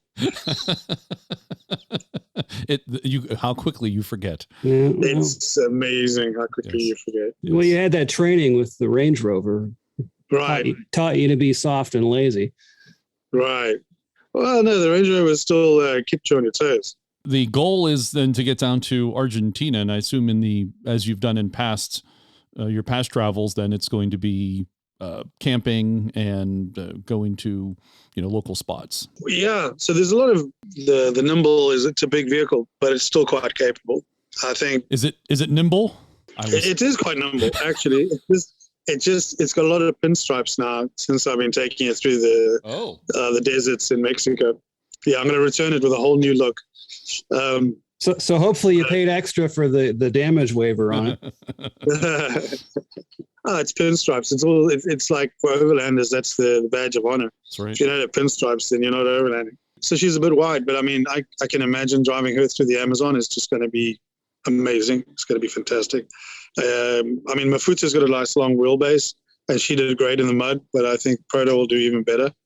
Or Major Tom, whatever we want to call it. The only difficulty is the deep sand. I don't think she'll be as capable in the dunes and deep sand as Mafuta was. It's heavier and the tires are skinnier, so yeah. Yeah, and even when I deflate the tires, that drops that rear differential nice and low as well. So we'll see. With time, we'll figure out what she's capable of and what we're capable of. But there's a lot of mountainous trails that I want to do. I've got a friend in Switzerland who had a Toyota Land Cruiser, and he imported a V8 Ford, I think it was, also a full-size American truck. And I was like, really? And he goes, yep. Wherever he went with the Land Cruiser, he could go with this thing. So, yeah, we're going to go do it. So there's a lot of trails in there that we want to do. It's going to be a mix of, the normal cross-country driving, but then also heading off into the mountains, heading to the jungles. And there's a lot of ruins. There's a lot of stuff that we missed, especially in Central America the first time, that we want to go and have a look at. And obviously South America, we could spend 10 years down there and still not really scratch the surface. So the focus is on new places versus returning to where you've already been. Is there maybe there's no focus at all? Well, you know us, we're pretty unfocused. Yeah. Good point. In a good way. In a great way, actually, very much in a great way. Yeah. Yeah. Firstly, we'll go where the road leads us, which is what we always do. Opportunities come along, and maybe if Venezuela's open, we might consider going there. Or there's also a lot of friends we made the first time around that we'd love to see. Then there's a lot of places that we absolutely love that we'd like to go back to. So it'll be a mix of old and new. So if you're going where the road takes you, that means Brazil. Always. Right. All roads lead to Brazil. My point exactly. Brazil is fantastic. It's always been so good to us. Amazing people, amazing landscapes. We crossed the country 3 times, and I do it 3 times again because it is so awesome. I mean, it's not as picturesque and beautiful as parts of Argentina or Chile, but we'll see how much has changed, because Argentina seems to be like overexplored almost. You go into a campsite and there's 400 French people, and bunch of Englishmen, and it's just overlanders from everywhere. It's all crammed them into a small space, and they cross into Brazil, and there's hardly anyone there. And that changes the perception of people when you ride into a small town and they see you coming, and they've never had anyone. Well, they hardly ever have people like us rolling through. It's just a different experience completely. So we enjoyed that about Brazil. We've been to every country in the Americas except for El Salvador. Is that a possibility in this iteration? Sure. Okay. I don't see why not. I mean, it's all COVID related as well. You know, so some countries are paranoid and some countries don't give a shit. You know, there'll be countries where it's easy to get in and it's politically stable, and we'll say, okay, fine. Yeah, but you know, we'll see. I think the only reason we skipped El Salvador is we were rushing to get to the States the last time around. Maybe you'll do the Darien Gap this time. No. Yeah, I don't think that's a good idea. I lifted up a fridge this morning. It's a small fridge, and I threw my back out. There's no way I'm pushing this Dodge Ram through the frickin' Darien Gap. That's not going to happen. Well, you need a Series 3 for that to finish the job. So. As Land Rover found you out. might need a couple Series 3s to pull that through the. I need a couple Series 3s and a 20-year-old back. No, I mean the Darien. I anticipate in my lifetime still being able to do it. Eventually, it's going to open up. Eventually, things are going to change. Maybe within the next 10, 15 years. Who knows? Maybe it will. But I'm not going to put my kids through it. I'm not going to put my wife through trying to cross the Darien. We'll have to just ship around it like everybody else does. I mean. Yeah, it's even crazy to attempt it with a teenage daughter. You want a revolution? Take a teenage daughter through the Darien. I mean, if the locals don't kill you, your daughter will. So speaking of your kids, what's the future hold for them generally? I realize it's their lives, but I know it sounds like they're entering their adulthood. Yeah, Keelan, it's fantastic. All these years of stress and worry and preoccupation with his education has paid off, because one of my main goals was to teach him to be self-motivated, and that learning is a lifetime experience. You know, it's something that you continuously do, and he's taken that to heart. And in his free time, he studies things, and he just received a couple months ago. It's like 1,000-page book on IT processes. He's interested in doing systems administration, and he's lapped it up. He knows every page of that book by heart because he's just so interested in it. He can't wait. So he needs to get over to the UK. To do that, he's going to have to go to Portugal first to go get an ancestral visa, and that's going to cost us in total about $10,000 just to get into the UK, because he needs to pay a $6,000 NHS National Health Service. What do they call it? Like a fee of some sort. I take it. Yeah, it's a fee. Yeah. In case you use the NHS, $6,000, and then there's the visa on top of that. They're staying in Portugal and blah blah blah. So that's Start's goal now. Is as soon as things simmer down and we can do it, we'll get him over to Portugal. Then he'll stay there for a month or two while he waits for his ancestral visas to come through. Then he'll go to the UK, and then he's going to get straight into it, get himself a job, and then start building up his career. And we're so excited for him. We can't wait for him to actually start doing it, because he's passionate about it. We can't wait to get stuck in. Well, and that's a skill set that he can use anywhere. Right. Yeah, right. Oh, yeah. And we've been very fortunate that I'm a member of the Explorers Club, and through that he's met the senior product manager for Microsoft, and he's got contacts within the industry, people who are very high up and who are very interesting and who are very interested in what he's doing. That when it finally the penny drops and he knows exactly which direction he's going, we can help him as well with introductions to those kind of people, and they can help steer him in the right direction. So with him, we're very, very excited. In 10 years' time, I think he's going to stand us all with what he achieves. Excellent. Good for him. Good luck. A few of us here on the podcast are IT people. Yeah, what is it? Well, you spoke to a guy, you know. And a few of us are recovering IT people. Yep. And some of us are looking forward to recovering from IT too. Yeah. Yes. It's interesting to hear, I guess, on more of a personal aspect of this. It's interesting to hear someone excited about IT, because Where's that been? Yeah. Where's that been? It's a lot. That was a long time washed away. Yeah. Interesting. And he's not interested. He's actually not, software doesn't interest him at all, really. It's more hardware. So he's already designed an entire system to be built into a camper or a military vehicle, whatever, something that can process data, that you can take images, etc., upload it to a cloud.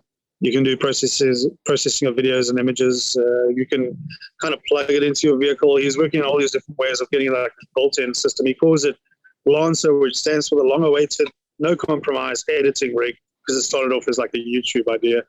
And he's designed this thing 400 times over in his head. So for him, he can't wait over to actually get over there and stop building things. You know, the system administration is part of it. That's going to pay the bills, and he's going to learn a lot. But what he's really interested in is getting old computers, upgrading them, building computers, just having a big old nerd workshop where you can geek out all day long and, you know, create and build and learn and make money and do whatever. I remember those days. I don't miss them, but I remember them. Well, it's all been theory for him so far, you know, because growing up in the back of a Land Rover, he didn't have much time or space, or we didn't really have the resources to get him new technology, or even old technology, which you could tear apart and rebuild and stuff like that. So, you know, he's really looking forward to having that opportunity to get stuck in and have his own stuff. Probably just looking forward to having something that's land-based for a while. Yeah, a full-size computer. Can you imagine? Yeah, really. Something that's plugged into the wall. Yeah. So, and then Jessica, we've got no idea what she's going to do with her life. She's like the opposite of Keelan's like super motivated and driven, ambitious. Jessica's like, I don't know. She's the one who sleeps in the back seat all the time. So she needs to embrace the being awake part before she can figure out what she's going to do with that. Right. That's true. To a degree. With Keelan moving on, then she can step up into the front seats.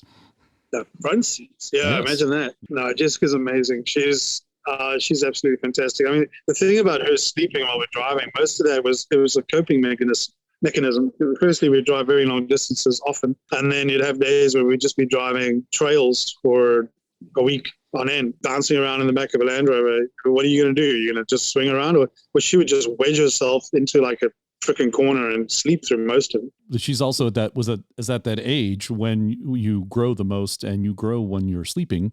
And so therefore all that sleeping, that's the human growth time is when you sleep. So that kind of coincided, I suspect, you know, her age and development and nothing to do.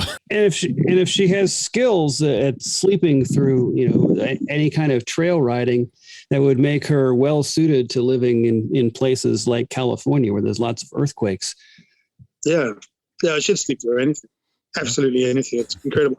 But no, I mean, jokes aside, she's got a gift with animals, she's got a gift with children. She's got an amazing soul. She's very kind, and you know, she'll find what's right for her when the time is right. You know, the thing is always trying to steer your kids towards their passions, and we just haven't found hers yet. But there's time. I mean, we're not rushing anyone out the door. Keelan will be 22 when he leaves. She might be 23. She might fall in love with someone in Argentina and become a baker. I mean, I don't know. Our idea of success is happiness, and not fake instant gratification kind of happiness. This kind of lifestyle where you're happy with where you are. And that's what we encourage them more than anything is to find, is that kind of happiness, that kind of satisfaction. That's absolutely with you there. It took me a long time to figure out my passions, and I'm still not sure if they're really my passions or not. Sometimes, you know, you waver, you know how that goes. Yes. I have days where I think I'm still trying to figure it out.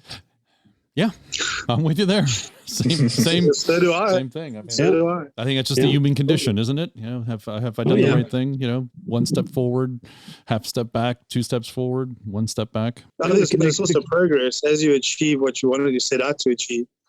Then you say, "Well, I've achieved this. Now what?" Right. That worked. Now what is? And your interests change as you age, and you know, there's other things that you find interesting, and you kind of follow in that path if you can. Yeah. I've always thought that the key to figuring out what it is you want to do is by ruling out all the things you find you don't want to do. So you try stuff, doesn't work, you move on. Yep.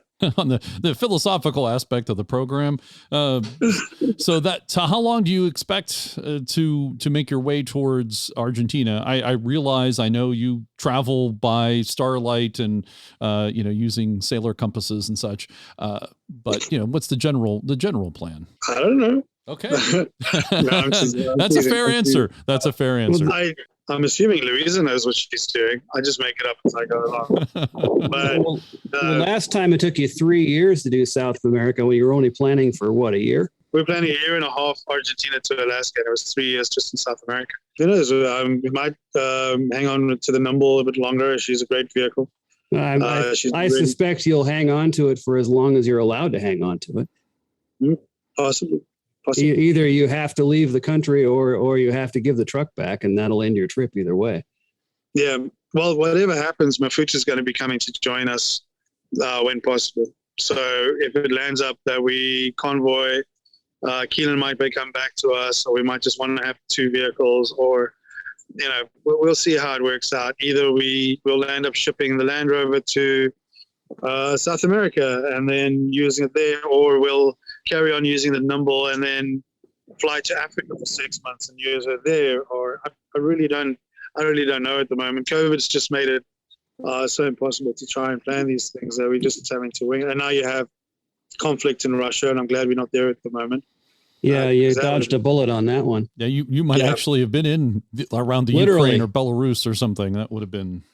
Yeah. That's pretty much where we would have been right now. Yeah. It was probably between Russia and Mongolia. I'm glad it worked the way it did, and I just hope that for the sake of everyone, this blows over as soon as possible, and we can all get back to normal. But a pandemic plus war plus trying to travel the world, it's complicated. It seems to me like as you work your way up the food chain, the thing to do would be just to have a vehicle on each continent, and then you can just shuttle yourself from one place to another and go for a drive. Yeah, absolutely. So it's the cost of shipping the vehicle, I think, that really makes it expensive to do the multiple continents. Right. It's getting worse. It's now 3 times as much as it was before COVID. It's gone nuts. So, yeah, it's crazy. So our goal would be to buy an old series. Disco series would also be awesome, but they're getting more expensive now. But I think like an old Disco 1 or 2. In the US, kitted out with basic, roof tents, ground tent, who cares, as long as I got a vehicle there. And I preferably would like it to be an old Disco. Or I can borrow John's Defender whenever I want, because he said that's not a problem at all. You can borrow the Series 3, sure. You serious? Yeah, absolutely. Man, absolutely. Yeah. Man, that's big enough to put a bed in the back. Oh, yes, exactly. I have slept in the back of the 109. I have, yes. You can do that. Dude, I hope you're not joking, because I love that. I'm not joking. No, I'm not joking. Actually, it would need some use. And so that would be a great idea. Sure, absolutely. You can use the Series 3 is at your disposal. Sweet. Thank you very much. Okay, so that's the short term sorted out. Maybe in the long term, I'll get my own. But ideally, we'd like to be able to fly between continents and not have to be stuck with a vehicle and having to ship the vehicle everywhere. That'll be easier. Like Mafuta, she's kitted for Africa. She's better suited to Africa. She'd be great for keeping in Africa and just going back there and exploring, chasing the sun. Or actually, I prefer to chase the winter these days because I've had enough sunshine in my life. Interesting. Well, that's interesting. Usually most people here in the U.S., they want to get away from the cold and they head to the heat. No. I'm with you. After West Africa. I'm with you. Yeah. After West Africa, I have no interest in the heat. Yeah. Thank you. After 8 years in Central California, I'm with you there. After West Africa, no one likes the heat in the family anymore. It was 120 every day. It was massive amounts of humidity. It was bugs, malaria. It was, you name it. So by the time we got down to South Africa and we had our first winter, we were so happy. It was the best. I mean, and now we traveled across a lot of the states. So we did Florida to Maine in the heat of summer. That sucked. Yep. But then we got to Maine. It was so nice and cool. It was sleeping in the swamps of Georgia and South Carolina and stuff like that. We were like, this is madness. Why are we doing this to ourselves? And then we got up to Maine and we were putting on jackets and boots. And we're like, this is the way to travel. You want it to be 60 Fahrenheit every day. going to be nice and cool at night. You just got to avoid major snow and rain, and otherwise you can be quite happy. Yeah, the nice thing about the cool climate is you can always add another layer, but when it's too hot, you can't take any more off at some point. If you, when you make it back to North America, I have friends in Quebec that'll hook you up. Oh, that'd be awesome.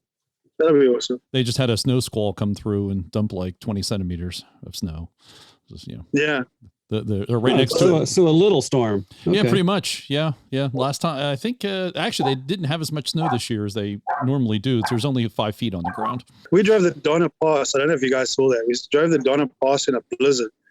And Yes. for you all Americans, that's nothing. You're like, oh, gee, okay, let's go into the shops. For us Africans, we were like, where are we? What is this? Is this the Arctic Circle? We've been avoiding snow our whole life. And I drove it 4 times in 3 days. So you're good at it now. Yeah. I know what I'm doing on the snow now. It's a skill. And- Like, well, we drove, I mean, the traction isn't an issue for somebody who overlands all the time. It's the visibility when you get into those blizzard things. You can't see where you're going. It makes it difficult. and then these guys come rushing past you in their Jeeps. Mm-hmm. And yeah. you're like, what the hell are you doing? Yep. Are you out of your mind? Welcome then to California. Yeah, dude. Oh, that's They're- anywhere. they're That's crazy. anywhere here. Yeah, but especially. in California, for some reason, they get in a Jeep, and well, my Jeep can go off road, so therefore it can go as fast as I want it to. It's like they don't get that there's no. Crazy. Yeah. Well, that's any SUV really. Anybody gets a 4-wheel drive and they True. get one and they just scream down the road and then you see them in the median. So there's always the count. Like, yeah. But yeah, driving in the snow is definitely a different skill. If you've not done it before, you not only do you have the traction issues, but you've got visibility, and then you have to worry about ice, because ice is a whole nother, kettle of fish, because it's not the going, it's the stopping. Right. Oh, that's what I love about this old Dodge Ram, old Major Tom, is you can go 4x4 on the fly. It's such a cool feeling to just go to 4 high. You just ease off the gas, boom, now you're in 4-wheel drive. It's like, oh, I got to get this shit in my Mafuta. Yeah, as opposed to Mafuta that's always in 4-wheel drive. Yeah, of course. What is the future for A2A as far as books and other merchandise, and what's coming up? What's out there that folks should go and check out and keep track of your journeys and where you are, and how to give you at least a little bit of support? That'd be awesome. So there's been quite a shift in our lifestyle since we came to the States, because I was at the Overland Expo, and we were doing our usual thing, forcing our little books down people's throats and telling our story and all that stuff. And Scott Brady came to me from, Overland Journal, and he was like, I want you to do my job. And I almost choked on my sandwich. But basically what he meant is that he wanted me to take over a lot of the 4x4 stuff on the Expedition portal. So I'm now the senior editor of 4-wheel drive for Expedition portal, which is pretty cool. It's a steep learning curve, but I think I'm getting there. Luckily, I've got a lot of experience that I can fall back on, a lot of stories I can dig into, and a lot of images that I can back up the stories I come up with. So a lot of our focus is on that. I've had the last few weeks have been pretty manic, trying to get Travel the Planet Overland. We kickstarted the 2nd edition, and thank you guys for supporting us. I'm doing it a bit differently. I didn't want to just regurgitate the old book. I wanted to actually really get into it and put a lot of new knowledge into it and clean it up, polish it, and make it worth the investment and the time. So I put a lot of work into getting it just right. Well, you do have 5 years more experience, so it behooves you to update it. But at the same time, I'm quite proud of the old me, because there wasn't that much that needed to be changed. It's just my experience has changed in terms of certain vehicles, certain procedures in terms of countries, and maybe different ways of doing water filtering and this kind of stuff. But the bare bones of it is a very good book, and the advice in it was very good. I was very happy to read it, go through it all again, and say, well, you know what? This book was spot on from the beginning. It just needs polishing and adding some stuff. And there's a lot of the articles that we've written for Overland Journal and Expedition Portal and other publications, which kind of segue really interesting. They fit really nicely into some of the chapters, which just adds a different perspective to the entire conversation, whether it be about traveling with children, or how to save and make money, and how to deal with recoveries, and dealing with corruption and all that kind of stuff. So there's a lot of stuff that being able to add to it all new images. Is that so? Yeah, we're working on that. I mean, people can actually still buy the book via our website, and they'll get the new copy. They can get the old one if they want as well. But the new one is coming out within, within the next 2-3 weeks. It should be start heading out to be delivered. It all goes. I'll be watching my mailbox. Yes. COVID's made things interesting, and there's paper shortages and this and that. So everything's been kind of slowed down a little bit, but it'll be worth the wait. It's going to be pretty awesome. And of course, all the other books are available through our website. Tell the story of what we've been doing for the last decade, traveling around the world. You're going to be writing another book of stories? There's something weird happened after I wrote Mud Malaria. I just didn't feel it. The pandemic started, and I just was like, I don't know. I think it's going to be a couple of years before I come out with the new book in the series, basically the travel series to follow from Mud Malaria. I was thinking on the lines of doing something more like a decade on the road kind of book, more about what we've learned and the changes that we've felt, and the way we've seen the world change. Something a little bit more introspective, and a little bit more of a view on the world as we've seen it. And especially now going back to places we've been before, we'll be able to see the difference, what changes there's been in a decade, for good or for bad. And I think that'll be an interesting perspective, because very, very few people get to see that from a ground level like we do. Cool. That does sound very cool. This is the first time hearing from Graham. You want to go to A2AExpedition.com. That's A2AExpedition.com. And all the books and T-shirts and such is all out there. And, of course, we'll have a link in the show notes for that. And also I think the book name has changed, but we're chapter 19, as I recall. Harold and I are listed in which you changed the name of that book, right? What was the original name? Yeah, the Overlanding the Americas. I think wasn't it originally La Lucha or something like that? Yeah, and then I changed it back to La Lucha. We appear twice in that book. Actually, we appear in one of the early chapters. Yes, because you talk about phoning in and being on the show from a shed in Mexico. Yeah. And isn't that interesting? Because that was 7 years ago. Was it really? And yeah. Damn. Now I'm sitting in a campsite next to a shed in Mexico. They like their sheds in Mexico, I guess. Yeah. I like their sheds too, apparently. Technology's also gotten better for all of us, because this time we can see you and hear you versus the last time, or not the last time, the first time, we could barely hear you. It was some technical issues. That was in Cancun. Okay, and looking on your website, actually both were all right, because the book name is Overlanding the Americas - La Lucha.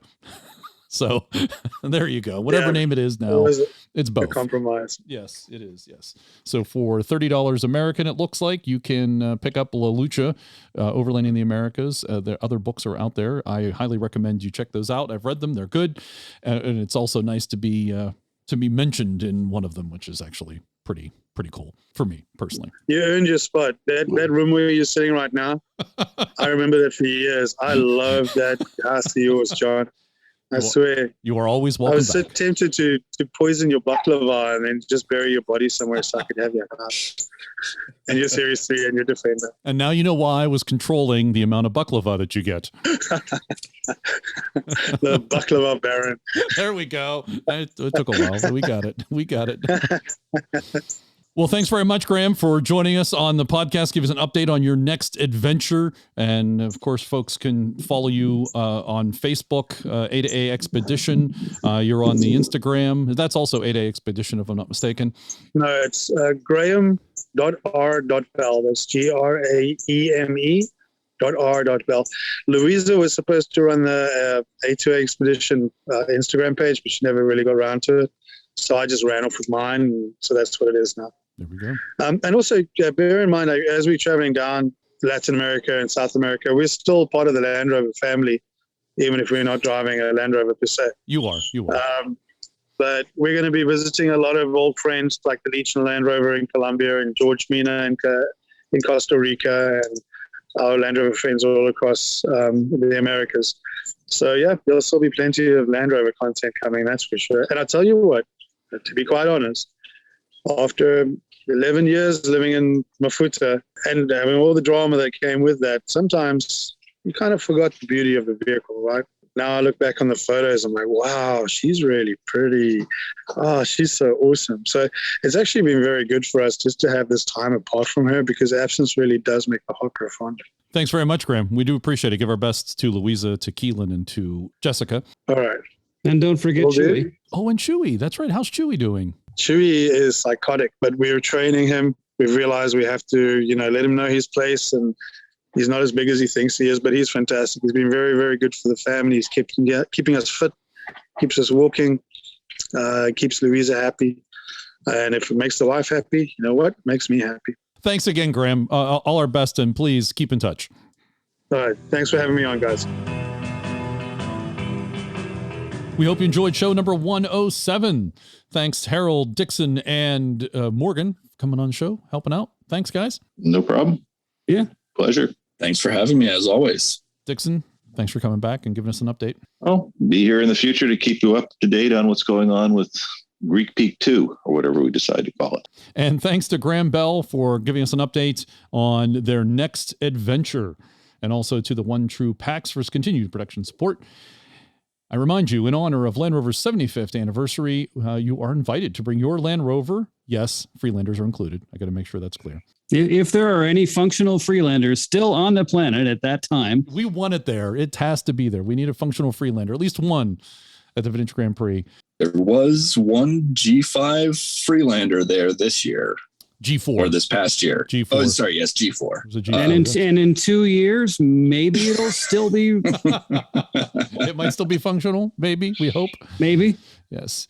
So that's Vintage Grand Prix in 2023, July. You have 16 months to get ready. Get your Freelanders ready. Get your series trucks ready.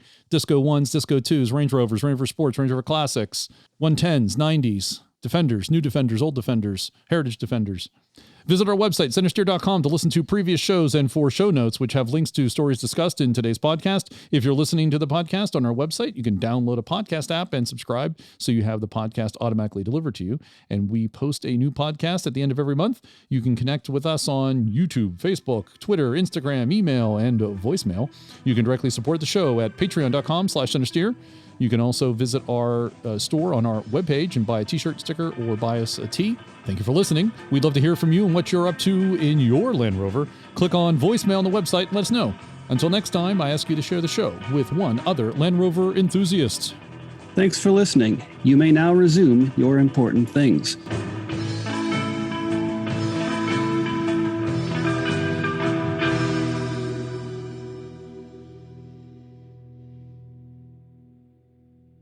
All roads lead to Brazil.